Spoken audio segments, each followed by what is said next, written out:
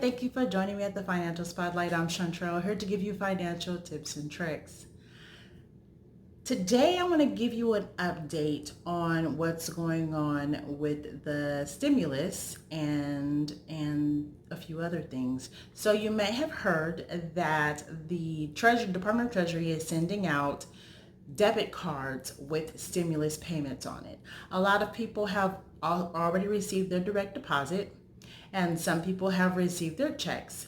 Now they're going to be sending out debit cards with the stimulus payment on it. Now, if you haven't received it yet, or you don't receive that in the mail, make sure that you go to the non-file, and you haven't filed and you don't have to file, but you still want to receive that stimulus check. Make sure you go to the non-filer's website to put your information in. I did do a video on that. I will put that in the description box below so that you can get step-by-step instructions on that.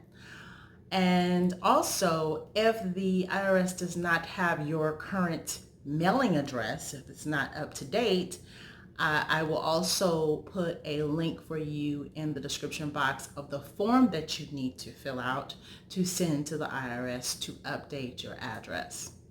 So the next thing, though, is that the USDA has approved or been sending out pandemic EBT payments. So these have been going to the people who have children that are eligible for free or low-cost lunches. So if your child received free lunch or a discounted lunch, then you should be receiving a pandemic EBT card in the mail from your county or your county office, the social services office. If you have not heard about it in your state, I know that California has rolled it out, in Texas, also New York.